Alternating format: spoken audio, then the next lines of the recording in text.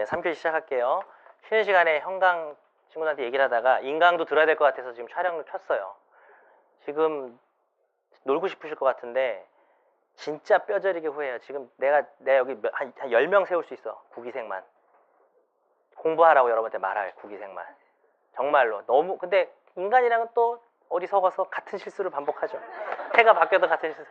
반수를 해서 뭐 다시 입학을 해도 또 공부를 안 하고 들어가고 뭐 이러긴 하는데 어쨌든 그래서 근데 뭐 내가 할 말이 없고 내가 말하는 것보다 선배를 한번 그 중강 파티를 할 때 선배들 좀 오라 그래요. 제가 올 사람 시간 되는 사람 오라 그래가지고 뭐 같은 로스쿨 얘기도 하고 했는데 작년에 했는데 참가한 19기와 놀러 온 8기가 로스쿨이 어쩜 그렇게 하나도 일치 안 하는지. 여기도 한 대여섯 개고 여기는 한 열 몇 개의 로스쿨인데 일치를 좀 안 해가지고 우리 후배 없어요 뭐 이러면서 어색하게 술잔을 기울이다 갔는데 뭔 얘기다 그랬지? 그러니까 정말 뼈저리게 후회해요. 그래서 여름에 또 막 미친 각오로 와가지고 또 좀 로스쿨이 멀리 있는 경우에도 아예 그냥 이 건물에 방을 잡기도 해요. 여기도 지금 이 건물에 방 잡은 사람도 계시죠. 그래가지고 그냥 데일리 테스트 들고 그냥 자기 방에 올라가서 풀고 뭐 내려오고 뭐 이렇게도 하는데 어쨌든 민법은 ASP이기 때문에 집중할 수 있는 기회가 학기 중에 없어요. 그래서 반드시 집중해야 됩니다. 이번 겨울에. 그래서 조금만 참으시고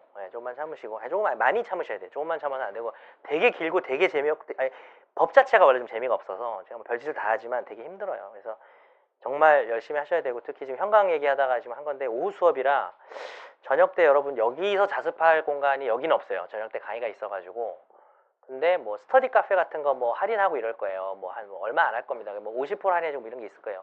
한번 나중에 물어보시면 근데 집에 가서 하시든지 뭐 하여튼 오전에 나오는 걸로 해서 오전에 여기서 공부하고 어쨌든 데일리 테스트는 일찍 놓을게요. 제가 좀 시간을 못 정하겠는데 뭐 10시 정도 놓다든지 이렇게 놓을 테니까 뭐 공부가 저녁에 끝난 사람 와서 바로 풀 수도 있겠죠. 근데 그냥 직전에 푸세요. 직전에 그냥 한 뭐 좀 여유 있게 푸고 싶은 분도 뭐 나는 1시간 보고 싶다. 그리고 그 얘기를 좀 해줘야 되겠구나. 내일 거기도 요령이 있겠지만 데일리 테스트 보고 생각이 안 나면 생각하려고 노력을 하고 책을 보고 풀어도 돼요. 아셨죠? 책을 보고 풀어도 틀릴 수도 있는 거고 어차피. 근데 내가 그걸 기억에 남기세요. 여러분 DNA에 뭘 남기냐? 내가 이걸 보고 안 떠올랐을 때 그 느낌. 어제 정변이 강조했고 집에 가서 읽었는데 물어보니까 지금 안 떠오르는 그 느낌을 생생하게 남겨두세요. 그 느낌을 미리 느껴놓으면 시험장에서 실제 시험에서 여러분 훨씬 위에 있게 되는 거예요. 그거를 중간고사 시험에서 처음 느끼는 애들도 엄청 많아요. 근데 우리는 그거를 계속 느껴보고 가자는 겁니다. 아셨죠? 자, 진도 나갈게요. 자, 우리는 490페이지 그리고 23판은 996 490페이지 996 자, 채무불이행에서 우리가 대로만 5번에서 두껍게 칠합니다. 어디를? 입증 책임. 그리고 390조는 아까 뒤쪽에서 이미 밑줄을 친 조문이라 여기서는 밑줄을 치지 않고 눈으로 보도록 하겠습니다. 뒤에서 밑줄 치는 게 나을 것 같아서 한 8페이지 뒤에서 했고 여기서는 여러분 입증 책임의 부담 아라비아 2번 찾았나요? 입증 책임의 부담에서 양가로 1번과 양가로 2번에 어디를 두껍게 치느냐? 채권자 입증 책임, 채무자 입증 책임 띄어서. 입증 책임을 채권자가 지는 게 있고 채무자가 지는 게 있어요. 그죠? 띄어서 밑줄 치세요. 그러니까 채권자의 입증 책임 이렇게 하는 것보다는 좀 노력을 좀 해보시고 일단은 제가 하라는 대로. 자, 그리고요. 원래는 아라비아 2번 위쪽을 밑줄 치고 싶었는데 읽기만 할게요. 그 박스 밑에 조문 밑에 채무자의 채무불이행이 있으면 채권 읽는 거예요. 톤이 달라졌죠. 벌써 읽는 거예요. 채권자는 그로 인해 손해에 대해 배상을 청구할 수 있다. 이게 효과죠. 본전은 그 요건으로 1번 채무자에게 채무가 있어야 되고 이행을 안 해야 되고 2번 채무자에게 귀책 사유가 있어야 되고 3번 그로 인해서 일정한 손해가 발생하는 세 가지를 정한다. 그러냐? 몰랐다. 그죠? 조문을 읽어보니까 그런 뜻이래요. 그렇게 해석해야 되는데 왜냐하면 손해배상을 청구하는 거는 무조건 손해가 있어야만 손해배상을 청구해요. 그죠? 손해가 없는 손해배상은 없어요. 그죠? 그리고 귀책사유는 이미 나왔죠. 사실 귀책사유는 잘 알고 계셨죠? 그러나에 있었고 그리고 이행의 조춘 이행을 안 한 거를 우리는 동그라미 1번에서 그 채무가 있고 이를 이행하지 않는다고 간단하게 썼어요. 근데 제가 조춘을 강조한 게 이제 내일 수업에서 왜 그걸 강조했는지가 나올 겁니다. 자, 그런데 이 세 가지 중에 누가 뭘 입증해야 되냐는 거예요. 그냥 막 바로 답으로 드리면 뭐 쓸 건 아니고 채권자가 입증할 게 1번, 3번이고 채무자가 입증할 게 2번인데 그걸 어떻게 표시하는지 봅시다. 깔끔하게 안 돼 있어가지고 자 두껍게 칠하는데요. 양가로 1번의 본문 첫째 줄에 어딜 두껍게 칠하느냐. 조친 이행을 하지 아니까지만 쳐요. 조친 이행을 하지 아니. 그 다음 그 밑에서 손해배상에서는 손해만 밑줄 쳐봐요. 손해만. 이 두 개가 채권자 입증이에요. 그냥 이렇게 외우시라고요. 책을 제가 조금 변형해서 이게 그리고 여러분 거기다가 뭐 연필로 뭐 동그라미 1, 동그라미 3이라고 써도 돼요. 근데 그거는 그 밑에 있죠. 1과 3을 주장 입증해야 된다. 그러니까 조친 이행을 안 한 때 손해한다고 너무 설명이 불친절한데 결국은 위에 말한 이행을 안 한 점과 손해가 발생한 점을 입증하라는 소리예요. 이거는 아주 중요합니다. 별표하세요. 별표 한 개만 합시다. 그 다음에 오른쪽에 채무자 입증 책임으로 넘어올게요. 채무자 입증 책임에서는 셋째 줄에 어딜 두고 개체하느냐? 귀책 사유가 없음.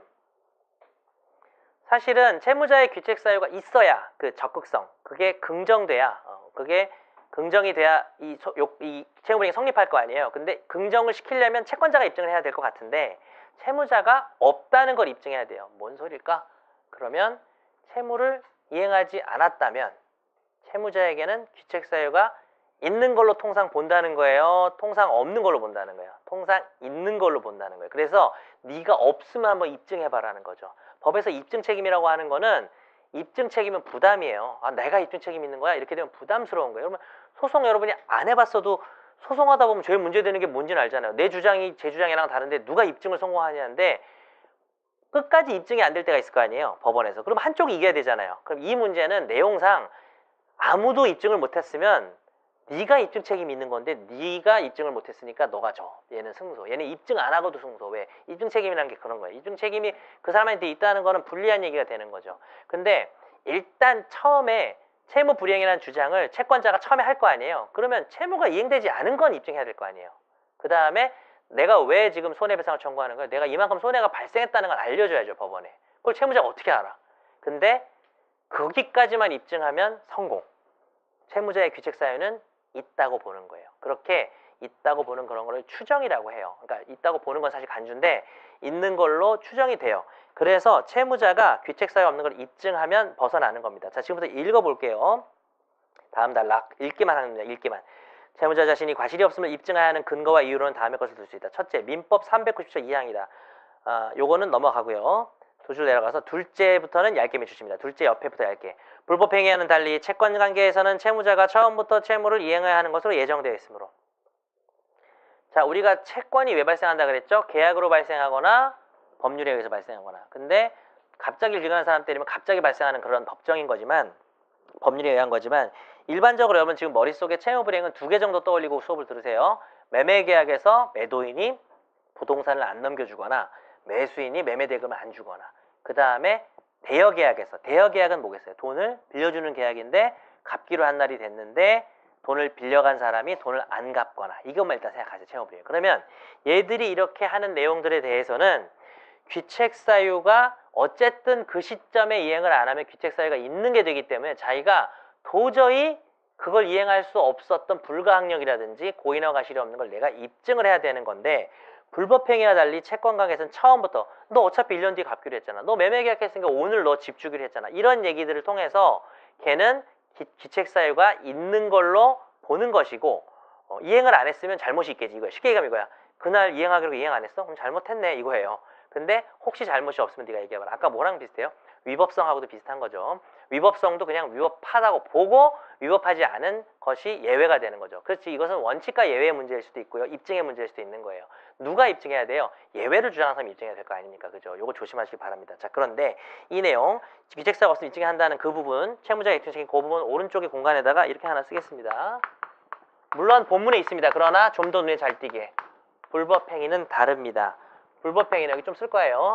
불법행위는 채권자 여러분 좀 공간이 좁으니까 여러분 이렇게 해야 되려나? 채권자 피해자가 가해자의 귀책사유가 있다는 걸 입증 책임이 있는 거예요. 자, 채권자가 가해자의 귀책사유가 있다는 걸 입증해야 되는데 자, 불법행위에서 가다가 누가 날 때렸어요. 나 채권자의 채무자예요. 나 맞았어 지금. 채권자예요. 나 받아야 되잖아 이제. 그죠? 그리고 쟤는 채무자예요. 즉 채권자가 피해자라는 개념이 있어야 돼요. 내가 맞았으니까 채권이 있는 거예요.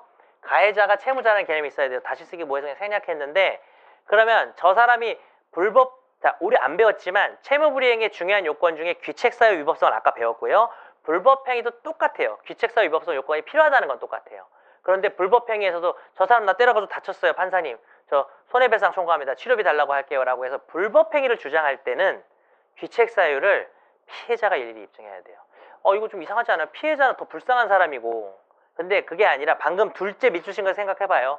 불법행위와 달리 이런 계약에서는 채권 채무가 존재했던 걸 이행 안 한 거니까 나는 채권자는 처음에 뭘 입증한다 그랬죠? 아까 앞에 페이지에서 채무가 이행 안 된 건 입증했잖아요. 그러면은 잘못이 그냥 있다고 보는 거지만 불법행위는 그냥 이 새로운 이벤트 자체를 새로 설명해야 되는 거예요. 아무 관계가 없기 때문에 판사한테 가서 제가 길을 가고 있었거든요. 얘가 때릴 때 이거 CCTV 보세요. 이게 뭐 이렇게 완전히 그냥 실수를 한 게 아니라 실수도 과실이긴 한데 얘가 이렇게 규책 사유가 있다는 거를 내가 입증해서 불법행위 하나를 구성을 해야 돼요. 그래서 여러분 일단 별표를 무조건 하나 하시고 이거 암기하세요. 불법행위 입증 책임과 규책 사유 입증 책임 지금 암기해야 됩니다. 이건 계속 나와요. 시험 내내 3년 내내. 근데 외우긴 되게 쉬워. 어떻게 외운다고요? 채무불이행은 계약이랑 연결되는 거고 일반적으로 계약상 채무를 이행 안 했을 때는 잘못했다고 보이죠. 근데 갑자기 판사한테 새로운 스토리를 얘기할 때는 저 사람이 자기 잘못으로 절 때려서 제가 손해 발생했다를 다 설명해야 되니까 다 입증을 해야 되는 거예요. 알았죠? 입증 책임이 완전히 바뀌게 됩니다. 자, 그럼 우리 채무불이행의 유형으로 넘어가겠습니다. 우리는 지금 입증 책임을 그냥 가볍게 봤고요. 나머지는 안 봐도 됩니다. 집에 가서 복습하실 때 아까 뭐라 그랬죠? 제가 밑줄을 쳐드리고 노란색이 많은 부분은 그걸 읽다 보면 문장 자체를 좀 읽게 되고 주변을 좀 보셔도 좋습니다. 그러나 통으로 그냥 아예 밑줄이 없다든지 동그라미도 없으면 읽지 마세요. 지금 여러분은 중요한 게 뭔지 아셔야 됩니다. 여러분 공부가 계획대로 안 될 거예요. 아마 지금 세워도 오늘 4시간 하기로 했으면 3시간 할 거고요. 원래 그래요. 갑자기 뭔 일 생기고 하는데 중요한 건 그 일이 생기는 것 자체가 중요한 게 아니라 뭐 몸이 좀 아플 수도 있잖아요. 졸릴 수도 있고 바뀐 상황에서 중요한 것만 보는 거죠. 어차피 4시간 보면 이걸 보려고 그랬어. 근데 2시간을 보면 여기는 대충 넘기고 중요한 것부터 보는 거지. 내일 시험을 일단 봐야 되니까. 그리고 여기는 못 봤다고 어떻게 하라고 표시를 해놓으란 말이에요. 나 복습 2시간밖에 못 이렇게 하시라는 거예요. 그래서 항상 그거를 염두에 두시기 바랍니다. 자, 채무불이행 유형 진짜 본론입니다. 이게 진짜 앞에 한 것도 지금 본론이 좀 꽤 있었는데 별표가 많이 있었죠. 채무불이행의 유형은 정말 중요한데요. 390조 아까 밑줄 쳤고요. 자, 그런데 앞부분을 얇게 칠합니다. 1번 제목에서는 아라비아 1번 제목에서는 민법상 예정 얇게 칠하고요. 2줄 내려가서 이행지체, 이행불능을 얇게 칠합니다. 그리고 아라비아 2번에서는 미안한데 이행지체, 이행불능을 두껍게 칠할게요. 뭐 얇게 칠때 두껍게 칠하는 거 가능하죠. 민법상 예정, 이행지체, 이행불능. 그 다음에 뭐 민법상 예정은 뭐 어떻게 두껍게 하든 얇게 하든. 아라비아 2번 어딜 두껍게 칠하냐? 일반 조항 제390조. 그리고 여러분은 6줄 내려가서 일반 조항주의라는 말 찾았나요? 일반 조항주의 끝에 있네. 그 다음에 포자를 나중에 집에 가서 옮길 생각하고 괄 규정주의 해가지고 같은 말입니다. 자, 이게 조천이에요. 내일 나올 줄 알았는데 오늘 앞부분에서 그냥 설명하면 되겠네요. 이 표현 보세요, 여러분. 내용의 조천 이행을 안 했다. 이거 표현 되게 넓어요? 아니면 되게 좁아요? 되게 넓은 거야. 내용대로 뭔가 마음에 안 들면 다 채무불이행이라는 게, 그죠? 근데 우리가 아까 두껍게 칠한 민법상 예정된 유형이 2개 있었어요. 이행지체, 이행불능은 민법전에 단어가 나와요. 지금 배우진 않았지만 대충 알 것 같지 않아요? 이행지체는 뭐예요? 늦게 주는 거지. 이행불능은 뭐 아예 그냥 뭐 아까 말한 것 중에 지가 집에서 장난치고 확실하마다 불타가지고 없어진 거예요. 그러면 넘겨줄 수가 없는 건데 이행지체와 이행불능의 공통점은 무엇으로 지체가 되고 무엇으로 불능이 될까요? 채무자의 규책사유로. 계속 그렇게 하면 돼요. 채무자의 규책사유로 이행지체나 이행불능이 되게 되는 것이죠. 자, 그런데 이행지체, 이행불능 2가지만 있어요. 민법상. 근데 이 조항은 일반 조항이에요. 포괄적이에요. 따라서 우리 법전에 어딜 뒤져봐도 없는 단어인데 채무불이행의 유형을 통설과 판례가 개발해낸 게 2개가 더 있어요. 뒷페이지에 두껍게 칠합니다. 양가로 이번에 꺽쇠가 있어서 찾기 쉬울 거예요. 불완전 이행, 이행거절. 그래서 우리는 4개의 유형만 배우면 됩니다. 아셨죠? 이 중에 가장 흔하게 문제되는 것이 이행지체고요. 시험에는 이행지체와 이행불능이 단연 가장 많이 나오고요. 불완전 이행이 가장 중요성이 떨어지고 요즘 좀 제가 강조하는 게 이행거절입니다. 다 보란 얘기, 어제는 다 보란 얘기네요. 자, 그런데 책이 조금 수정이 안 돼서 의견을 드렸었는데 이게 수정이 안 된 것 같은데 양가로 2번이 끝나는 단락에서 판례라는 말이 있죠. 본문에 찾았어요? 마지막 줄에 판례를 주황색으로 두껍게 칠합니다. 이제 내가 뭘 주황색으로 하는지 알겠죠? 판례, 대법원, 대판 뭐 이런 거, 판결 뭐 이런 것들. 근데 주황색으로 칠하고 지금 판례 번호도 없어 어차피. 근데 여러분이 연필을 들어서 자가 있었나요? 어쨌든 자가 있으면 아니면 여러분의 뭐 신용카드 뭐 이런 걸 이용해서 연필로 전제에서 글을 2줄로 지워버려요. 연필로. 나중에 살리고 싶으면 여러분이 지우면 되니까 전제에서 그 여기를 2줄로. 찾았어? 판례 뒤에 있잖아요. 판례 주황색 뒤에 전제에서 전제에서 그. 그리고 읽어봐요.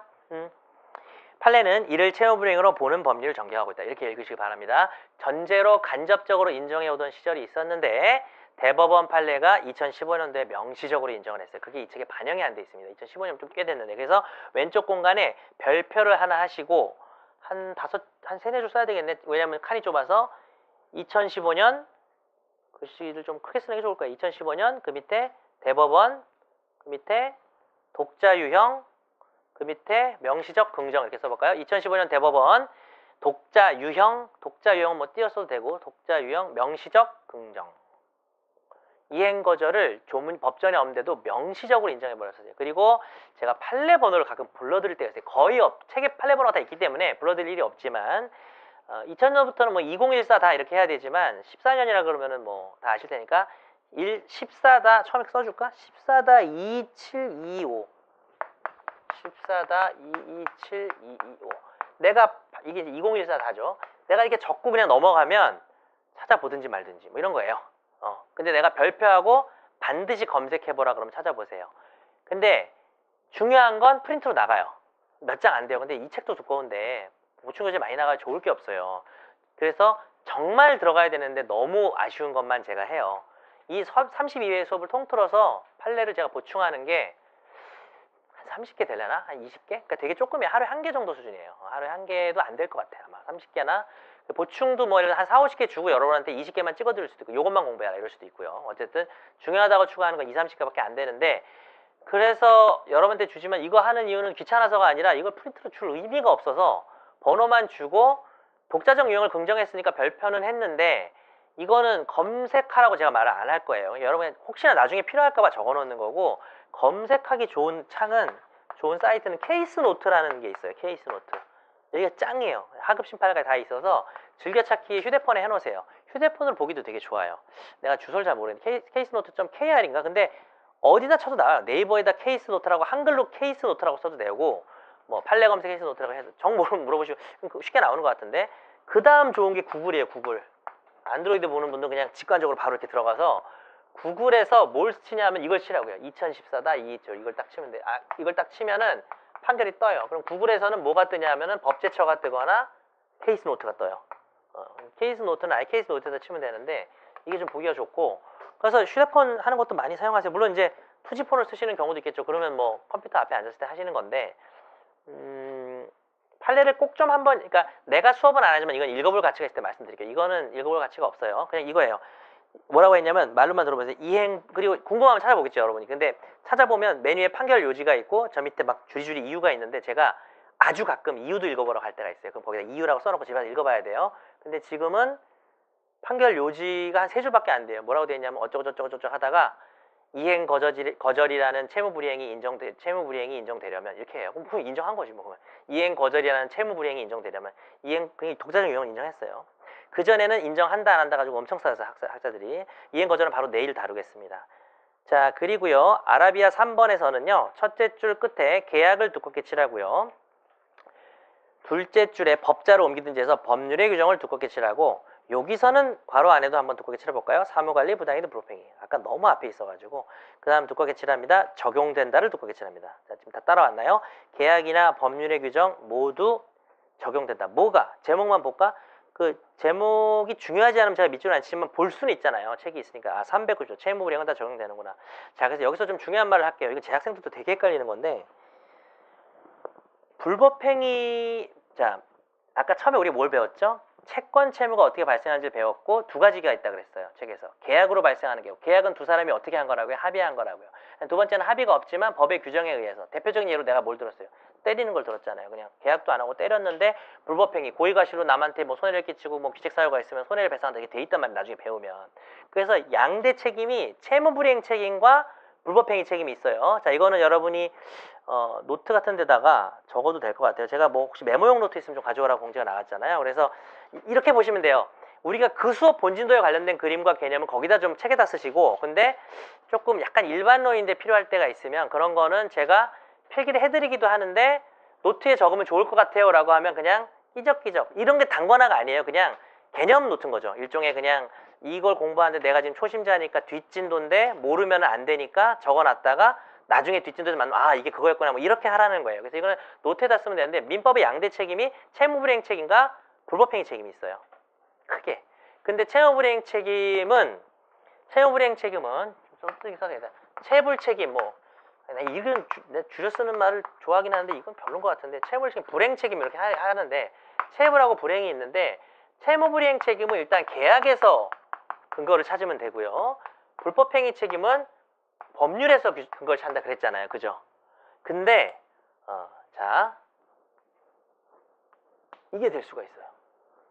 자, 이걸 잘 몰라요. 제 학생들이. 뭐냐면 이건 뭘 생각하라 그랬죠? 여러분 가장 우리 지금까지 사실 배운 계약이 매매 나왔고요. 임대차 나왔고요. 자, 제가 용어는 얘기 안 했지만 소비대차가 돈 빌려주는 계약이에요. 이런 계약들을 하면 대표적으로 채권 채무가 발생한다는 거 여러분이 대충 아시잖아요. 법을 공부 안 해도. 뭐 매매했으면 물건 줘야 되고 돈 줘야 되고 임대차 좀 사용하게 뭐 다 했잖아요. 그죠? 소비대차는 돈 빌려준 거고. 이게 다 합의라고요. 이게 다 계약이죠. 근데 이걸 이행을 안 하니까 채무불이행이에요. 이렇게 공부를 하거든요. 수업을. 그리고 나중에 저 뒤에 가면 법률에 750조라고 아까 잠깐 나왔었는데 둘이 아무런 합의가 없었지만 불법 행위를 하게 되면 이건 누가 봐도 불법 행위야. 과연 어디까지 불법 행위가 이게 문제가 되겠지만 누가 봐도 불법 행위면 책임을 지는데 이 두 책임의 공통점을 쓰자면은 요건은 요건의 귀책 사유와 위법성이 있다는 게 공통점이에요. 그리고 효과에서는 손해배상 책임이 발생한다는 게 공통점이에요. 자, 요거 오늘 여기저기 얼핏얼핏 나왔는데 요거는 좀 외웁시다. 요 내용은. 자, 여기까지가 이제 전체 내용인데 문제는 뭐냐면 잘 봐요. 계약을 해서 발생한 채권을 제때 이행 안 하니까 채무불이행 책임이에요. 그래서 이거는 계약하고 연동이 잘 돼요. 그리고 갑자기 이런 사건이 발생해서 손해배상 책임을 지는 게 불법행위 책임인데 여기서도 손해배상 책임이 나왔죠. 그러니까 이제 날 때렸어. 그럼 때렸으면 미안하면 그 자리에서 치료비를 줘야 되잖아요. 근데 이 치료비를 계속 안 줘요. 그럼 이 치료비를 늦게 주는 거예요. 근데 채무를 당장 때렸으면 당장 줘야지. 근데 이걸 늦게 주면 이 채무가 다시 늦게 주는 이행지체가 돼서 채무불이행이 될 수 있어요. 요걸 좀 기억을 하세요. 그러니까 일반적으로 여러분이 내가 물을 때 이렇게 말해야 돼요. 채무불이행 책임은 주로 계약에서 사고가 돼요. 근데 채무불이행은 계약에서만 발생하죠? 그럼 틀렸다고 말을 해야 돼요. 법률의 규정에 의해서 발생된 채권을 또 안 줘. 이중을 나쁜 놈이야. 때린 것도 지금 나쁜데 그걸 또 늦게 주는 거예요. 안 주는 거예요. 그러면 이거는 또 지체 책임이라는 게 되는 거예요. 그래서 불법행위 책임의 효과로 발생한 게 뭐죠? 손해배상이에요. 근데 사실은 이거죠. 이 손해배상도 채권이라는 거예요. 그렇잖아요. 내가 맞으니까 난 치료비 달라는 게 손해배상 채권이거든요. 내가 맞는 순간 채권자고 때린 놈은 채무자인데 그걸 계속 안 주면 치료비에 계속 이자가 붙는다는 소리예요. 이자가 붙는 개념이 늦게 주는 그 지연이자가 붙는 개념이 사실 채무불이행이거든요. 그래서 이 말이 좀 어렵지만 요 정도로 잠깐 정리하고 그래서 여러분은 거기서 법률의 규정에서 오른쪽으로 빼가지고 따라서라고 뭐 점점점을 찍고 법률의 규정에서도 채무불이행이 적용된다는 것 때문에 어떤 일이 있느냐 읽어보겠습니다. 써드릴게요. 불법행위로 그 옆에 각주 옆에 같은 데로 빼서 쓰면 되겠다. 불법행위로 발생한 손해배상 채무를 불이행하면 역시 채무불이행. 무슨 말인지 아시겠어요? 예, 불법행위로 발생한 손해배상 채무를 불이행하면 역시 채무불이행. 불법행위로 발생한 손해배상 채무를 불이행하면 역시 채무불이행. 그러니까 양대 책임으로 공부를 하지만 연결이 될 수가 있어요. 양대 책임으로 공부를 하지만 계약상 채무만이 채무불이행이 있는 게 아니에요. 불법행위와 같은 채무도 채무불이행이 있을 수 있다. 지금은 좀 어렵겠지만 자, 불법행위로 발생한 손해배상 채무를 불이행하면 역시 채무불이행이 성립할 수 있는 것이고요. 자, 드디어 오늘의 본론을 나가야 되는데 자, 이행지체 보겠습니다. 두껍게 칠하고요. 387조는 조문의 387조만 두껍게 칠하고 조문 밑줄을 안 그어드릴 건데 왜냐하면 이 조문이 아주 중요한 것도 아니고 지금 본문에 조문이 그대로 있어요. 그래서 지금 또 바로 공부를 하겠습니다. 자, 우리는 오늘 채무불이행의 첫 번째 유형인 이행지체를 공부할 겁니다.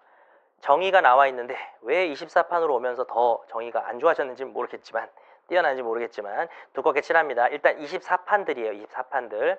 자, 의의와 요건에서 첫째 줄 두껍게 칠합니다. 이행이 가능, 이행을 하지 않는 것, 그 밑에 기한 이행기, 기한 이행기 찾았어요. 그 밑에. 그리고 이행을 하지 않는 것 위에다가 게을리라고 쓰세요. 게을리. 우리가 게으르다 하는 거 알죠? 게으르다. 게을리라고 쓰시고요. 23판은 어떻게 돼 있어요? 이행기에 이행이 가능함에도 해서 이행기가 맨 앞에 나와서 보기가 아주 좋아요. 이행기가 됐는데 이행이 가능한데 왜 이행을 안 하나 이랬는데 우리는 어쨌든 이걸 하시고요. 자, 드디어 첫 두 문자가 나오네요. 축하드립니다. 첫 두 문자. 이행 지체의 요건을 외워야 되는데 형광펜을 제가 왜 말을 계속 하냐면 약간 형광펜이 마를 시간을 지금 두고 있는 거예요. 형광펜을 칠한 상태에서 이제 연필로 샤프가 너무 그 날카로운 거 아니면 연필로 동그라미를 조금 쳐도 돼요. 안 되면 집에 가서 치든지 하면 되는데 여러분 그 기한의 괄호 안에 이행기에 2에다가 동그라미 치세요. 이행기에다 2에다 동그라미 치고 그 위에 이행이 가능하다 가에다 연필로 동그라미 치세요. 연필로 치세요. 나중에 두 문자 마음에 안 들면 바꿔야 돼요. 그 다음에 여러분이 게을리라고 썼잖아요. 게을리에서 게를 동그라미 치세요. 여러분이 쓴 거 자체를. 뭐 집에 가서 게을리를 형광펜으로 칠해도 돼요. 근데 뭐 그건 여러분 알아서 하시고. 자, 그리고 그게 두 문자 만드는 거예요. 그 다음에 그 옆에다 쓰세요. 별표하고 일단 이 글씨 크기는 뭐 약간 본문 정도 되게 좀 크게 이각이에요. 이각에. 이각에 딱 보고 여러분 뭘 생각할 수 있어야 돼요? 이행기에 이행이 가능한데 이행을 게을리한다. 이게 정의자 요건입니다. 그런데 모든 체외불이행은 두 가지 공통 요건을 앞에서 배워버렸어요. 그래서 여기서 언급이 없는데 귀책 사유와 위법성이 있기 때문에 이행지체의 두 문자는 이각의 귀입니다. 저희 두 문자 중에 약간 하발이 별로 좋지 않은 제가 이제 연말에 두 문자 어워즈를 합니다. 그래서 저 혼자 집에서 해요. 그래가지고 내가 만든 올해의 두 문자 중에 1등은 두구두구두구 해서 제가 상을 주고 막 이래요. 그런데 정신 나간 놈 같죠? 어쨌든 두 문자 중에는 되게 재밌고 한 번에 외우고 완전히 꿀처럼 진짜 써먹는 후기에 그런 게 많이 올라오더라고요. 두 문자 너무 좋았다 뭐 이런 게 많이 올라오던데 그런 게 있는가 하면 뭐 조금 뭐 두 문자를 다시 외워야 되고 뭐 공부하기 늘어난 거 아니야? 약간 이런 느낌 들 수도 있는데 요거는 뭐 그냥 기억을 하세요. 왜냐하면 이행지체가 여러분이 되게 쉽게 생각해요. 이행을 늦게 한다. 근데 정의하라 그러면 잘 못해요. 그러니까 이거는 두 문자를 외워서 해야 되면 좋아요. 이행기가 됐는데 이행이 가능한데 이행을 게을리한 놈. 그리고 그렇게 한 걸 가만히 들여다보니 귀책 사유도 있고 위법하기도 하다. 가장 안 중요한 요건이 뭘까? 위법성이에요. 위법성은 웬만하면 인정이 되고 다만 동의항이라든지 이런 게 뜨면은 되게 중요해지죠. 근데 그때는 위법성이라는 단어가 중요해진 게 아니라 동의항이라는 테마 자체가 중요해지는 것이고 그 다음에 이행지체를 가장 상징하는 말은 이거죠. 이행기가 됐다는 거죠. 시기가 됐는데 안 주, 늦었으니까 이행지체가 되는 거죠. 이행이 가능한데 안 준다는 것은 어떤 의미가 있을까요? 이행이 불가능해진 경우를 내일 배우는 이행불능이라고 합니다. 그래서 이행불능인 상태와 구별을 하기 위한 것이죠. 참 묘한 말이 게을리예요. 게을리. 교수님은 않는 것이라고 했는데 뭐뭐 하지 않았다는 것은 일반적인 부정어라 별 도움이 안 돼요. 공부하는데. 옛날에 한자로 공부할 때는 해태라고 배웠어요. 옛날 교수님들 이렇게 수업 할지도 몰라. 혹시 이행을 해태하는 것이요 이렇게 할 수도 있는데 해태가 되게 일본식 한자라 게을리로 바뀌었어요. 우리말로. 그래서 게을리한다는 말이 너무 좋은 게 우리가 뒤에 배울 유형 중에 이행 거절이라고 아까 내가 2015년 어쩌고 했잖아요. 그건 내용은 몰라도 돼요. 그냥 판례만 써드리려고 한 거고 그 내일 내지도 않아. 이행 거절은 내일 공부해요. 내일. 근데 이행 거절이 뭐겠어요? 나 너한테 안 줄 건데 싫은데 뭐 이런 게 계속 달라는데 싫어 막 계속 이러는 거예요. 이행을 할 수도 있는데 계속 안 주겠다고 하는 거죠. 이 사람은 자기가 절대 안 주겠다는 의사를 확고하게 표시하고 있어요. 근데 이행 지체자는 어때요? 나 너 안 줄 건데 이게 아니라 뭐 어쩌다 늦었다 이런 거예요. 아니면 좀 신경을 좀 안 쓰고 있다든지 뭔가 부지런하고 성실하게 주지 않는다는 거죠. 그래서 이 개념을 좀 알아두시면 좋을 것 같습니다. 자, 그 다음에 우리는 양가로 1번 확정 기한 부까지 두껍게 칠하고요. 양가로 2번 불확정 기한 부 두껍게 칠하고 양가로 3번 기한의 정함이 없는 두껍게 칠합니다. 자, 그리고 확정기한부에서는 다시 앞으로 그러면 우리가 세 개를 배우는데 확정기한, 불확정기한 계속 집어서 되뇌이세요. 확정기한, 불확정기한, 기한의 정함이 없다. 예를 들어드릴게요. 너무 쉬워요. 확정기한 5월 5일까지 갚아라. 10월 10일까지 몇 년 몇 월 며칠까지 갚아라. 확정돼 있어요. 기한이. 불확정기한 첫눈이 오면 갚아라. 1층 공사 끝나면 갚아라. 저 사람 죽으면 갚아라. 이거 뭐예요? 날짜는 지금 모르지만 확실히 정할 수는 있겠죠. 기한의 정함이 없는 거는 그냥 안 정한 거예요. 언제까지 뭘 해야 된다든지 이런 말 안 한 겁니다. 세 가지가 있는데 언제 지체를 질까요? 당연히 확정기한부터 해볼까요? 5월 1일까지 돈 갚기로 했어요. 5월 1일 날 안 주면 지체죠. 5월 1일 날 안 줬다는 건 5월 1일이 밤 12시가 지나야 평가가 되겠죠. 따라서 지체는 언제나 다음 날 발생합니다. 자, 그런데 조문은 눈으로 볼게요. 밑줄 안 치고 3879 1항. 이건 조문이랑 본문 밑줄이 너무 중복이 돼서 자, 1항은 뭐냐면 채무이행이 확정한 기한이 있는 경우에는 채무자는 기한이 도래한 때부터 지체 책임을 진다. 이렇게 돼 있고, 그래서 우리는 본문에서 어디 밑줄 치냐? 본문에서 그 확정 기한부의 첫째 줄 끝에 보면 두껍게 칠합니다. 여기는 기한이 도래한 때부터를 나중에 해야 되겠죠? 기한이 도래한 때부터.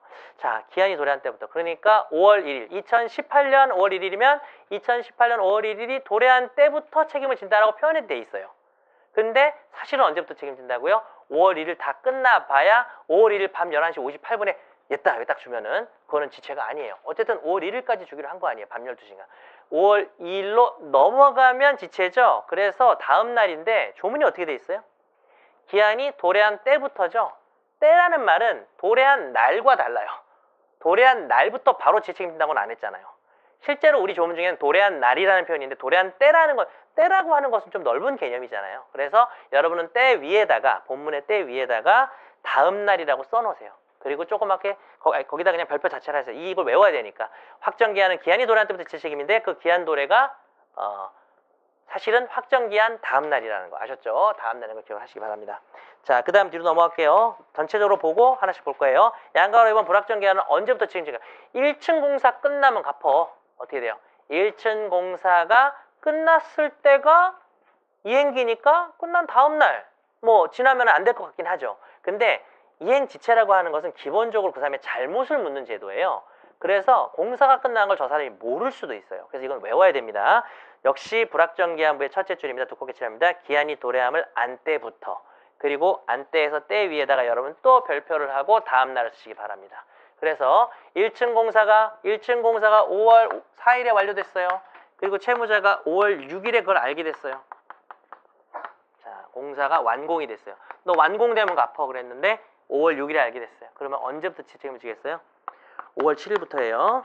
요때는 지책임이 없어요. 요때 갚으면 돼요. 근데 요 날을 지난 5월 7일부터예요. 정확히 말하면 5월 7일 몇 시부터? 0시부터 지책임을 지게 되는 것이죠. 근데 뭐 0시는 별로 의미 없게 뭐 1시간마다 지책임 지는 게 아니라 하루당 지체 이자를 계산하기 때문에 뭐 정확히 말하면 0시지만 뭐 답안지에 쓸 필요는 없고요. 저 0시라는 걸 써야 될 때가 있어요. 답안지에. 여기는 쓸 필요가 없습니다. 자, 어쨌든 불확정기한부도 거기다 다음 날이라고 쓰라 그랬죠? 그죠? 그 다음에 양가로 3번 기한이 정황이 없어요. 그러니까 언제든 이행할 수 있는 거예요. 그러면 나는 기한이 안 됐으니까 이행을 안 하는 거니까 내 문제는 없는 거죠. 근데 상대방이 야, 너 이제 이행 좀 해라. 그러면 이제 이행해야 되죠. 그래서 두껍게 칠합니다. 이행 청구를 받은 때부터. 그리고 또 때 위에다가 다음 날이라고 쓰세요. 오늘 나한테 새벽 1시에 와가지고 이행하라 그러면은 나는 23시간 동안은 이행을 안 해도 돼요. 23시간 안에만 이행하면 되는 거죠. 그래서 역시 이행 청구를 받은 다음 날이라는 거 역시 별표하고 기억하도록 하겠습니다. 지금까지 공부한 내용이 조문에 있어요. 387조에. 집에 가서 387조 자체는 시험에 나오기 때문에 별표는 하겠습니다. 조문에다가 별표를 하나 하시고 그러나 형광펜은 안 해드리겠습니다. 지금 제가 읽은 게 그냥 그대로 조문이에요. 그래서 의미가 없어서 안 하고요. 조문이 있다는 걸 잊지 말라는 의미에서 별표를 해드렸습니다. 그리고요. 그래서 밑줄은 쳐야겠죠? 자, 확정기한부 앞으로 오세요. 확정기한부 둘째 줄에 얇게 칠합니다. 1994년 3월 1일. 예. 이렇게 날짜를 정한 거죠. 됐죠? 얘를 알았죠? 자, 그 다음에 엄청 중요한 게 나와요. 이걸 좀 설명을 해야 되고. 자, 여러분은 어디를 두껍게 칠하느냐? 판례가 나왔는데 기억번 판례입니다. 채권의 가압류 두껍게 칠합니다. 채권의 가압류 두껍게 칠하고요. 이게 좀 나뉘어 있어서 마음에 안 들긴 하지만 이걸 왜 이렇게 잘렸을까? 자, 뒷페이지에 두껍게 칠합니다. 제3채무자 지체 책임을 면할 수 없다. 자, 이거는 반드시 교과서의 그림을 그리시고 지금 제가 알려드리는 개념을 반드시 기억하려고 좀 애를 써보세요. 자, A라는 사람이 B라는 사람에 대해서 채권이 있었어요. 자, 그림은 제가 한 이 정도 그릴 거예요. 이 정도. A가 B에 대해서 채권이 있었어요. 근데 B는 채무자겠죠. 이름이 그죠? 그러면 얘 입장에서는 얘한테서 이 돈을 받아야 되는데 얘가 재산이 많으면 걱정이 없는데 뭐 재산이 뭐가 있을까? 부동산도 있고 명품, 동산, 뭐 귀중품도 있을 수 있고 근데 얘가 재산이 거의 없는 거야. 거의 없는데 뭐가 있냐면 C한테 받을 돈이 있대요. 그럴 수 있잖아요. 그것도 재산이잖아요. 남한테 받을 돈도. 그래서 만약에 얘가 자동차나 통장이나 이런 게 있으면은 사실 얘 재산을 얘가 가서 돈 갚아야 되는데 얘가 안 갚는다고 해서 돈을 강제로 빼앗아 오면 안 돼요. 우리나라는. 어떻게 해야 돼요? 안 갚으면 얘 입장에서는 법원의 재판을 통해서 승소를 해서 국가가 판결이 끝나면 완전히 확정되면 막 대법원까지 다 끝나고 이러면 아니면 중간에 항소를 안 하든지 한번 대충 들어보세요. 그런 경우에 국가의 집행관이 나와서 얘 재산을 뭐 경매를 해서 돈을 준다 이렇게 하게 돼 있어요. 그러니까 이 돈을 못 받으면 사실 얘가 채무 불이행을 했다는 거죠. 채무 불이행했다고 바로 그냥 여러분 오늘 채무 불이행 배웠다고 그냥 내일 뭐 가서 누가 채무 불이행하면 바로 뭔가를 내가 조치를 취할 수 있는 게 아니라 법원에다가 채무 불이행을 주장해가지고 얘가 돈 갚아야 되고 이러면서 판결을 봐서 그래 B는 A한테 돈 줘라 하면은 그 다음에 다시 법원에 집행관들이 나와서 얘 재산을 집행해서 돈을 받게 강제로 받게 만드는 거예요. 합법적으로. 근데 그 전에 얘가 어떻게 해요? 자기 재산을 빼돌리잖아요. 그러니까 가압류를 걸어놓는다 그러는 거예요. 들어보셨죠? 저 사람 통장에 가압류 좀 걸어주세요, 변호사님. 제가 아직 저 사람한테 재판해달라고 왔는데요.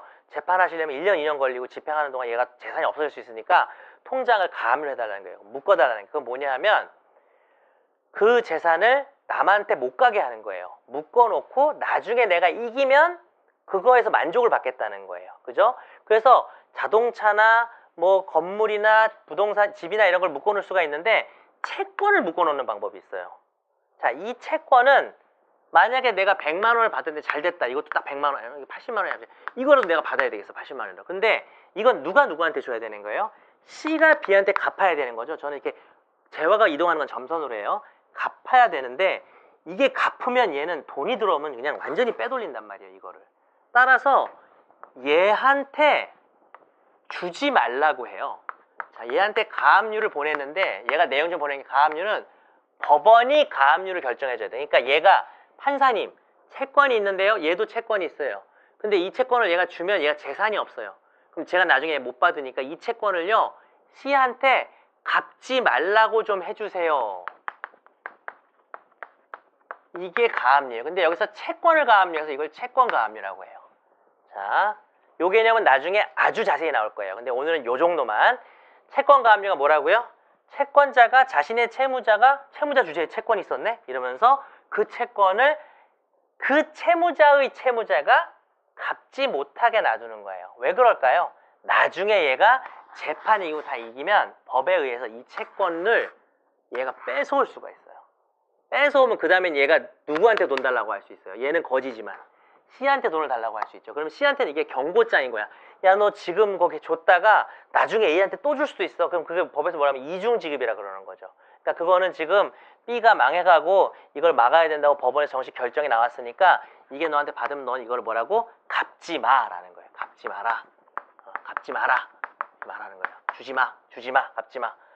그런데 이 채권이 이행기가 된 거예요, 오늘. 그러다가. 그러면 주지 말라니까 내가 안 주는 거잖아요. 그러면은 뭔가 귀책 사유가 없을 것 같고 뭔가 이행지체가 아닐 것 같잖아요. 그래서 이게 시험에 잘 나옵니다. 가압류가 돼 있어서 주지 말라 그래도 이행지체래요. 좀 웃기죠, 그죠? 외워야 됩니다. 자, 그런데 여기서 C의 이름을 반드시 잊지 마세요. C는 채무자보다도 또 채무자예요. 그래서 제3자처럼 등장했잖아요. 두 사람이 있는데 제3자 등장해서 제3채무자라 합니다. 이거 기억하세요. 채무자의 채무자를 우리는 제3채무자입니다. 이 말은 꼭 기억하셔야 돼요. 그래서 이렇게 그림을 그리시고요. 자, 그럼 이렇게 다시 앞에서부터 읽어볼게요. 채권의 가압류 두껍게 칠했죠. 그 다음에 앞에서 마지막 줄도 두껍게 칠해드릴게요. 그 다음 줄도. 가압류가 있다 하여도 이걸 두껍게 칠하겠습니다. 채권의 가압류. 가압류가 있다 하여도 어떻게 된다고요? 제3채무자는 지세 책임을 면할 수 없다. 그러면 여러분 제3채무자 입장에 답답하죠? 그래서 얘는 지금 얘한테 돈을 주면 될지 나중에 얘한테 주게 될지 모르니까 제3의 기관에서 돈을 맡겨놓는 걸 공탁이라 그래요. 공탁소거든요. 공탁을 하면 내 지갑에선 돈이 나갔기 때문에 나는 지체가 되지 않아요. 그래서 네가 지체 책임을 묻는 게 싫으면 근데 지금 누구한테 줘야 될지 모르잖아요. A는 B한테 주지 말라 그랬는데 여러분 가압류는 대충 나와요. 근데 얘가 소송해서 얘가 질 수도 있어요. 그럼 이 가압류가 의미가 없고 얘는 얘한테 줘야 돼요. 그러니까 얘는 지금 자기 운명을 몰라. 자기 운명을 모르니까 일단 주지 말고 들고 있으라고 한 거예요. 나중에 진짜 나오는 사람한테 주라는 건데 이행기는 이행기대로 됐으니까 계속 들고 있으면 지체가 되니까 아예 공탁소에서 내고 나는 그냥 그럼 어떻게 되니? 공탁소 입장에서 나중에 객관적인 주인이 왔을 때 돈을 주게 되는 거죠. 아셨죠? 그래서 공탁이 지체를 피하는 방법입니다. 자, 그 다음에 니은번에는 별표 2개를 하고 수업을 하지 않겠습니다. 이건 나중에 기록형에서 좀 문제가 되는데요. 제가 조금 보완할 수 있는 시간이 되면 보완을 하도록 하고요. 그 다음에 디귿번에는 디귿번이 찾기도 힘들죠? 디귿번이 그 매수인 약소금 여기인데 여기 한 3-4줄에는 이거는 별표를 1개만 할게요. 객관식에 되게 잘 나와요. 근데 역시 수업을 하지 않겠습니다. 시간이 되면 니은번이나 좀 다음에 보도록 하고요. 자, 이번에는 B번에 예외를 두껍게 칠합니다. 예외를 두껍게 칠하고, 자, 예외라는 건 뭐의 예외인가 보니까 앞에 보니까 확정기한분은 기한이 되면 다음 날부터 무조건 책임을 져야 되는데 예외가 있어요. 이 예외에서 가장 시험에 단연 잘 나오는 건 디귿번 두껍게 칠하면 디귿에서 쌍무계약 두껍게 칠하고 그 밑에 동시행의 항변권 두껍게 칠하고 536조 두껍게 칠합니다.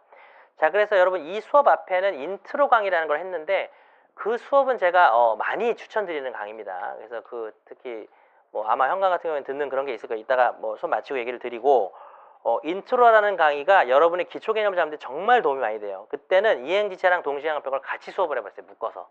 그러면은 이게 한 번에 이해가 되거든요. 근데 지금은 그럴 수가 없어요. 지금은 진도수로 나가야 되니까 잘 기억을 했다가 자, 이거는 별표를 할까 말까 고민되는데 별표를 안 하겠습니다. 왜냐하면 너무 상식이 돼버리는 거예요. 쌍무계약에서 동해양이 있으면 아무리 5월 1일에 갚기로 했어도 5월 2일이 돼도 지체 책임을 지지 않는 너무 상식인데 동해양에서 배우도록 하겠습니다. 자, 그리고 여러분은 니은번을 얇게 칠할게요. 위로 올라가서 두 줄로 올라가서 니은번 얇게 칠합니다. 추심채무.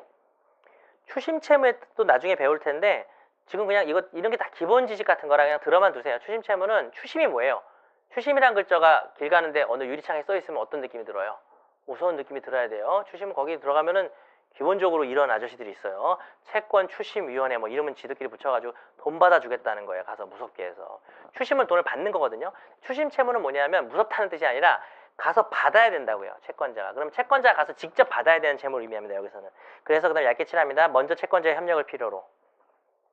그런 경우에 협력행위가 없는 한 이행지가 되지 않죠. 이렇게 없는 한 여기까지 얇게 칠하세요. 그래서 뭐 예를 들어서 의사한테 진료를 받는다. 근데 검사를 받아야 돼. 근데 검사를 받으려면은 뭐예요? 뭐 무슨 그거 나도 장내시경 그거 하려면은 이상한 거 먹어야 되죠. 무슨 초 녹인 거 같은 거 먹어야 되잖아요. 그 뭐예요? 쉽게 잘 모르는데 그걸 뭐 한 3컵 먹어야 되나? 근데 그걸 내가 도저히 못 먹겠어서 못 먹는다. 근데 왜 검사를 안 해주냐? 왜 검사를 늦게 해주냐? 이렇게 말할 수는 없는 게 뭐냐면 의사 아주머니 아저씨가 나한테 진료 검사를 해줄 채무가 있긴 하지만 내가 그걸 먼저 마셔줘야 자기들이 하는 건데 내가 그걸 안 한 상태에서 불가능한 거란 말이에요. 그럴 경우에는 지체가 안 된다 이런 얘기입니다. 가볍게 보세요. 별표 안 하겠습니다. 자, 그 다음에 조금 중요한 게 536조 바로 밑에 아까 536조 바로 밑에 얇게 칠하고 설명은 나중에 좀 할 수밖에 없을 것 같은데 당사자 쌍방이 모두 변제 제공을 하지 않고서 이행기가 지난 때 얇게 칠하고 그 다음은 두껍게 칠합니다. 그 이후 기한에 정함이 없는 채무로서 동시 이행. 자, 이 부분을 다음 시간에 좀 설명을 할 텐데요. 그 다음도 얇게 칠합니다. 자기의 채무의 이행을 제공하고 그 밑에 최고함으로써 이행지체에 놓이게 된다.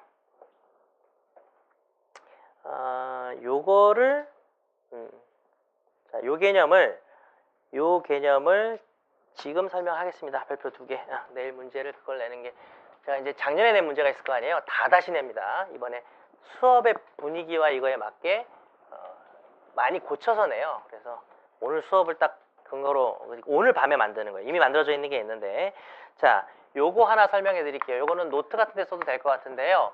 우리가 매매 계약은 매도인이 있고 매수인이 있습니다. 자, 이제 수업 얼마 안 남았으니까 좀 잘 들어보세요. 매매 계약을 체결하면 아까도 말했다시피 얘는 돈에 관심이 있고 얘는 매도인의 물건에 관심이 있는 거예요. 근데 일반적으로 시험에 많이 나오는 게 부동산 매매 계약이니까 부동산 매매 계약을 예를 들어 볼게요. 계약하는 날 계약금을 바로 줘요. B가 주겠죠, B가. 이게 매수이니까. 계약금을 줍니다. 그런데 계약하는 날이 4월 1일이면 중도금을 주기로 한 날짜를 뭐 정할 수 있어요. 5월 1일로. 그 다음에 잔금을 정한 날짜를 뭐 6월 1일로 정할 수 있어요. 예를 들어서 말로만 들어보세요. 매매대금이 1억이야, 부동산이. 1억짜리면 1,000만 원 10% 정도를 내요. 계약할 때. 그리고 뭐 이거는 정하기 나름이지. 중도금 뭐 한 4천 주고 잔금 뭐 한 5천 주고 이렇게 정한단 말이에요. 그럼 이 시기가 이렇게 당사자들이 계약을 나눠서 하는 이유가 한 번에 돈 주기가 쉽지가 않고 이걸 다 차례차례 받고 그러면은 매도인은 뭘 해줘야 돼요? 이 부동산을 넘겨줘야 되죠? 아까 부동산을 넘길 때 해주는 게 뭐라 그랬어요? 부동산을 넘길 때 해주는 게 등기라고 했어요. 등기. 그런데 자 지금 이제 채권자 입장에다 쓴 거예요. 지금 채권자 잔금은 얘가 받고 싶죠. 이해가 됐습니까? 매수인은 등기를 받고 싶죠. 그죠? 근데 이게 보통 일반적으로 같은 날 계약을 해요.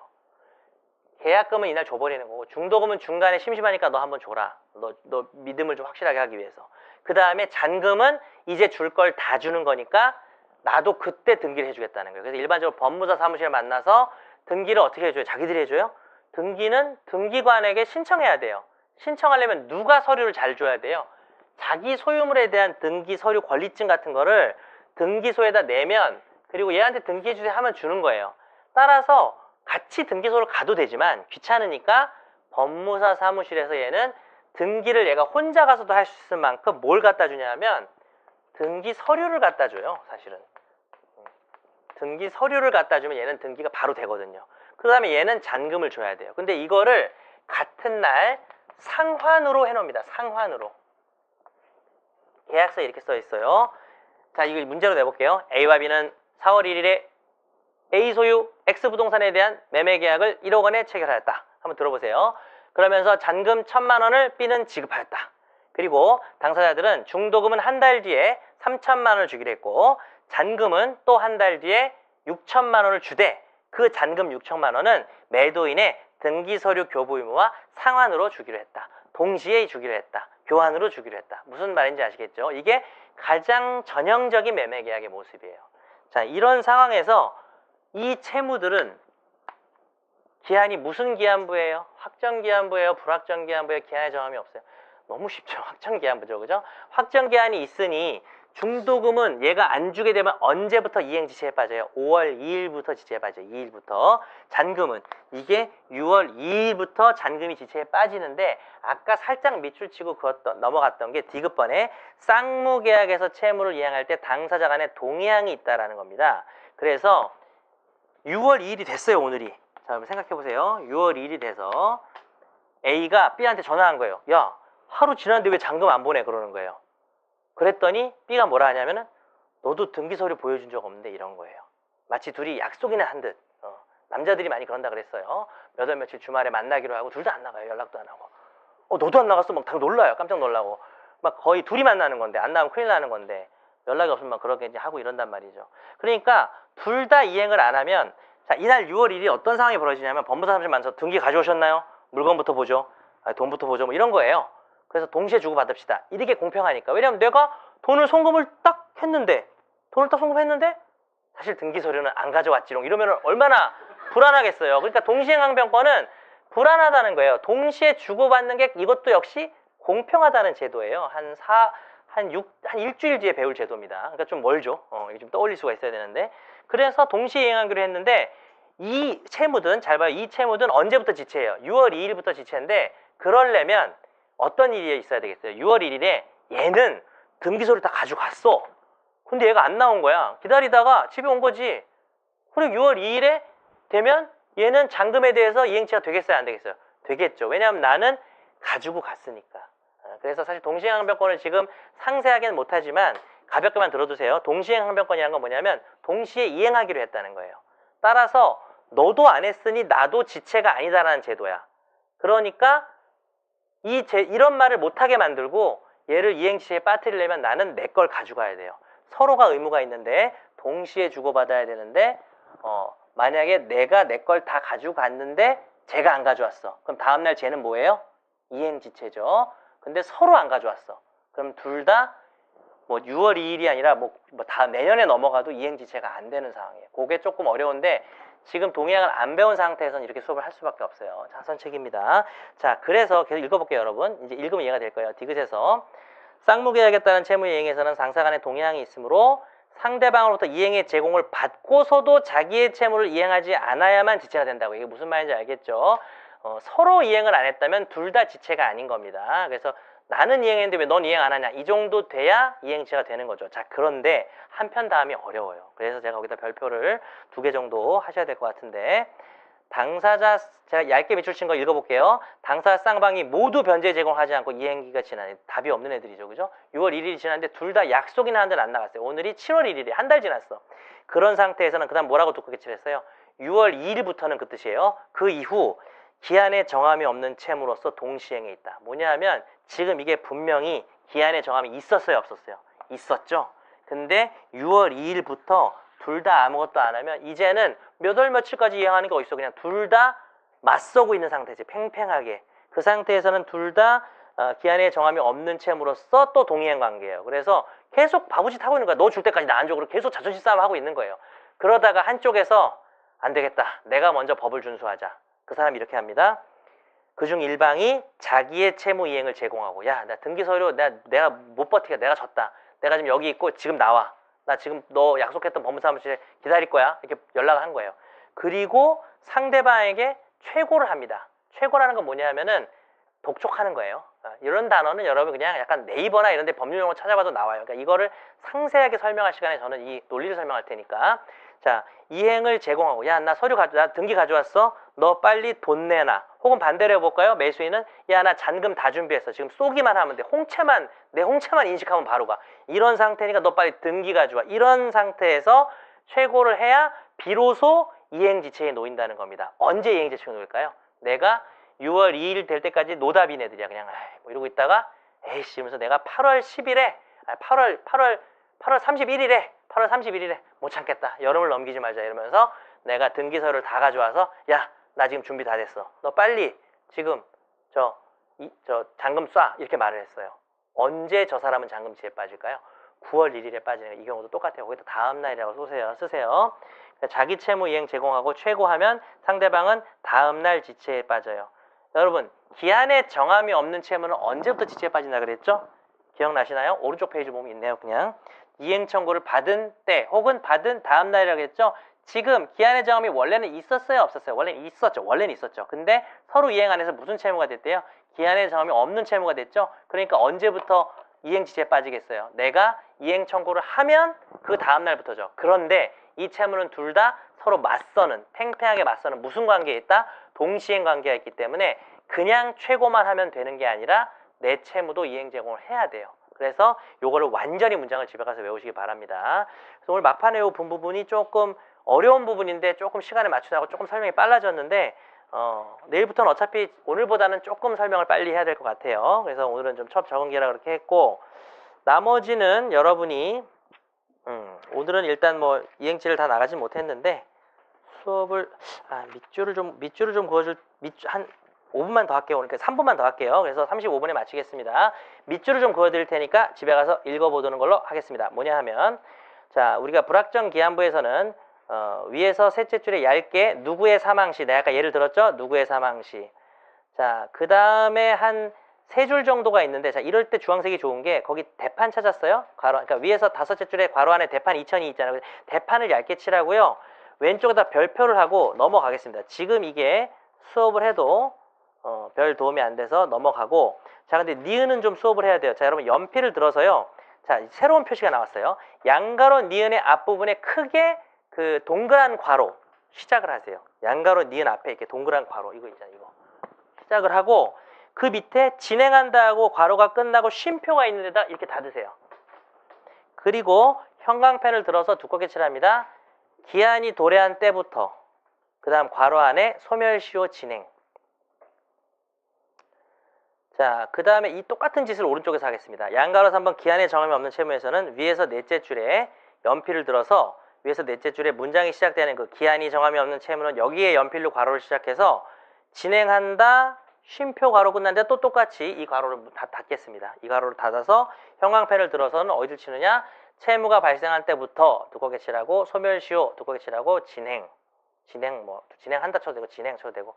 자, 제가 얘기하고 싶은 건 앞으로 제가 밑줄을 하다가 양괄호로 크게 묶어버리는 부분은 이 진도랑 상관이 없는 거예요. 비교할 내용인데 여기 들어와 있어서 그냥 형광펜만 그으면 이 내용이 이건 줄 아는데, 아까 우리 분명히 뭘 공부했어요? 불확정 기한부는 언제부터? 기한 도래를 안 때로부터 지체고 기한의 정함이 없는 건 언제부터? 이행청구를 받은 때부터죠. 근데 이 괄호 안에 있는 거는 뭐 다른 색깔로 괄호를 해도 돼요. 얘는 완전히 여기 떠있는 섬처럼 보셔야 되고요. 비교한 거고요. 두껍게 칠했지만 속으면 안 돼요. 불확정 기한부가 기한이 도래한 때부터 소멸시효가 진행해요. 나중에 소멸시효 제도에서는. 그리고 기한이 정함이 없는 채무는 나중에 소멸시효 제도에서 채무 발생 시부터 소멸시효가 진행해요. 이 양괄호들에다가 다 별표를 한 개씩 하고요.